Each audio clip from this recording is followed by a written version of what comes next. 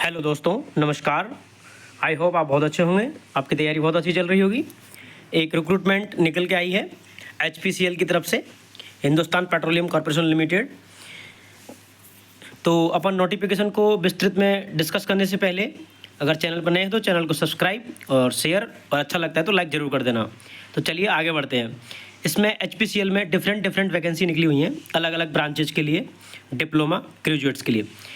इसमें स्टार्टिंग के पेज पे कंपनी के बारे में कुछ बेसिक इन्फॉर्मेशन दे रखी है, जिसमें कंपनी की स्थापना कब हुई थी एंड ETC। कंपनी का ग्रॉस एनुअल कितना है वो अपने काम का नहीं है, कुछ भी इंटरव्यू के टाइम पे पढ़ के जा सकते हैं आप इसके बारे में। अपना जो काम की चीज़ है वो इस पेज पे से चालू होती है। आपके फॉर्म स्टार्ट हो चुके हैं 26 तारीख से, लास्ट डेट 30 अप्रैल है। और डिफरेंट वैकेंसीज़ का बाइफर्केशन इस प्रकार दे रखा है।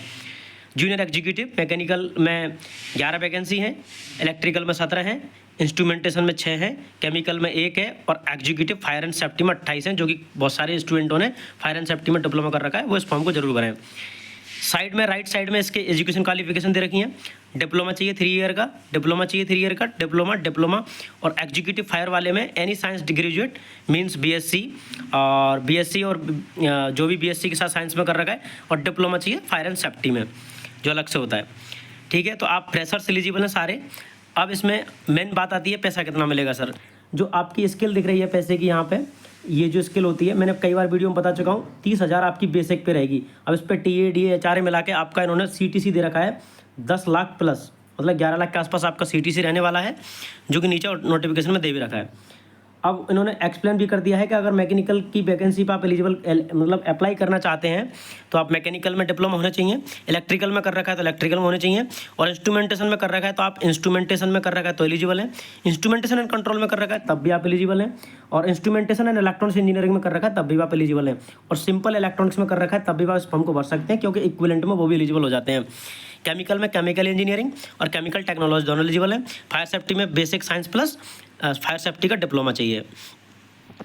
ये बेसिक इन्फॉर्मेशन है। उसके बाद जो सिलेक्शन प्रोसेस होगा उसमें आपका पहले ट्रेड टेस्ट होगा, सॉरी कंप्यूटर बेस्ड टेस्ट होगा, CBT में आपको टेक प्लस नॉन टेक दोनों आएगा। इसलिए मैं हमेशा हर वीडियो में कहता हूँ, नॉन टेक ऐसा कोई एग्जाम नहीं है इंडिया में जहाँ पे नॉन टेक ना आए। मैथ, GK, रीजनिंग वगैरह, मैथ रीजनिंग तो हमेशा आएगी। आप गेट का एग्जाम दोगे, जो कोर इंजीनियरिंग का एग्जाम है गेट का, graduate aptitude test for engineer का वाला, उसमें भी इवन 15 नंबर का पहले हमारे टाइम पे नॉन टेक आता ही था।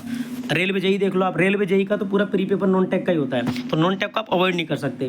तो इसमें उन्होंने दे रखा है कंप्यूटर बेस्ड टेस्ट में, यहाँ पे आप देख रहे हैं स्क्रीन पे, जनरल एप्टीट्यूड जिसमें इंग्लिश, मैथ और रीजनिंग, ठीक है, ये आएगा। फिर उसके बाद आपका टेक्निकल का एग्जाम होगा, उसी में पहले दिन ही 2 पार्ट होंगे, पार्ट 1 और पार्ट 2। चलिए नीचे और पढ़ते हैं। इसके बाद अगर आप इसमें क्वालिफाई करते हैं तो आपका स्किल टेस्ट के लिए कॉल कर सकते हैं वो, और आपको ग्रुप डिस्कशन के लिए बुला सकते हैं, इंटरव्यू के लिए बुला सकते हैं। वो डिपेंड करेगा उनके रिक्रूटमेंट प्रोसेस पे। आपको टाइम टू टाइम अपडेट रहना पड़ेगा इसके लिए। हर चीज़ बताई नहीं जा सकती यहाँ पे। अब यहाँ पे उन्होंने CTC दिखा रखा है ये, और ये एग्जैक्ट बन भी रहा है, क्योंकि 30,000 बेसिक पे है, तो मैं मान के चलता हूँ आपकी 70 से 80 के बीच में मिनिमम सैलरी बनेगी 1 महीने की।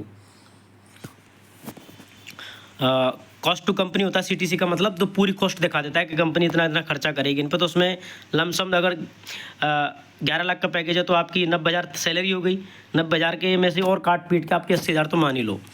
ठीक है, ये टोटल वैकेंसीज़ हैं। इसमें आप इन्होंने कैटेगरी वाइज बाइफर्केशन नहीं कर रखा है। मैकेनिकल में EWS की कितनी है, इलेक्ट्रिकल की कितनी है, और उसकी कितनी है, आप RTA लगा के पूछ सकते हैं इसके लिए।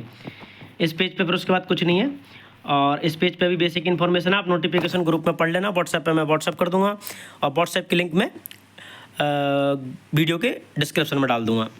आपको age relaxation age per the DOPT government के गाइडलाइन के हिसाब से मिलेगा। 5 साल के लिए SC ST के लिए, 3 साल के लिए OBC के लिए, 10 वर्ष का PWD के लिए, ऐसा करके। और जो गवर्नमेंट्स में है उनके लिए भी अलग से एज रिलैक्सेशन रहता है। बाकी इसमें और कुछ है नहीं इस पेज पे। एज रिलैक्सेशन के बारे में लिखा रखा अच्छे से। ये भी एब्रीविएशन दे रखे हैं, शॉर्ट फॉर्म्स की फुल फॉर्म दे रखी है इस नोटिफिकेशन में, जो शॉर्ट फॉर्म है। और इसके बाद इस पेज पे भी कुछ नहीं है। इस पे इंपॉर्टेंट इंस्ट्रक्शन है। अब आती है आपकी एप्लीकेशन की फ़ीस कितनी रहेगी, वो इन्होंने नीचे दे रखा है। 1,018 रुपये के समथिंग इसकी एप्लीकेशन की फ़ीस है। आपकी जो एजुकेशन क्वालिफिकेशन है वो, कई बच्चे कहते हैं सर AIT से अप्रूव होना चाहिए, ऐसा कुछ नहीं है। AICTE से अप्रूव भी चलेगा और UGC से भी चलेगा, क्योंकि इसमें यहाँ पे ये जो साइन लगा हुआ है इसका मतलब है अथवा। तो डीम्ड यूनिवर्सिटी भी चलेंगी, ऑटोनोमस यूनिवर्सिटीज़ भी चलेंगी, सब चलेंगी इसमें ना। All India institute of union वाला भी चलेगा, एसोसिएशन ऑफ इंडियन यूनिवर्सिटीज़ के भी अफिलिएट चलेगा। और इसके बाद नेक्स्ट पेज पर चलते हैं। Admit card of computer test call letter will be send, mail के थ्रू आपको टाइम टू टाइम अपडेट रहना पड़ेगा। फॉर्म भर रहे हैं तो आपको इतना तो करना ही पड़ेगा, अपने कैरियर के प्रति थोड़ा सजग रहना पड़ेगा। और फॉर्म बहुत सारे भरेंगे तो लिख के रखा करो कि मेरे ये एग्जाम आने वाले हैं। इसमें फॉर्म की फीस दे रखी है 1000 समथिंग दे रखी है, मैंने देखा था, वो मैं दिखा देता हूँ आपको, नहीं तो नोटिफिकेशन में पढ़ लेना बाद में। 1000 प्लस GST 18%, तो 1018 रुपये होनी चाहिए मेरे हिसाब से। तो 30 अप्रैल से पहले फॉर्म भर देना। ये फॉर्म एप्लीकेशन की फ़ीस है आपकी 1000 रुपये आपका एप्लीकेशन फ़ीस, 18% GST, तो 18% के 180 रुपये GST हो गया, तो 1180 रुपये आपके एप्लीकेशन की फ़ीस है। मेन चीज़ है फ्रेशर एलिजिबल है, बहुत सारी वैकेंसीज़ में फ्रेशर एलिजिबल नहीं होते हैं आजकल, सबको एक्सपीरियंस वाले बंदे चाहिए। तो आप फॉर्म को जरूर भर दें। फॉर्म की लास्ट डेट और ये आप सारी एजुकेशन क्वालिफिकेशन है वो इस लास्ट डेट से आपकी पहले फुलफिल हो जानी चाहिए।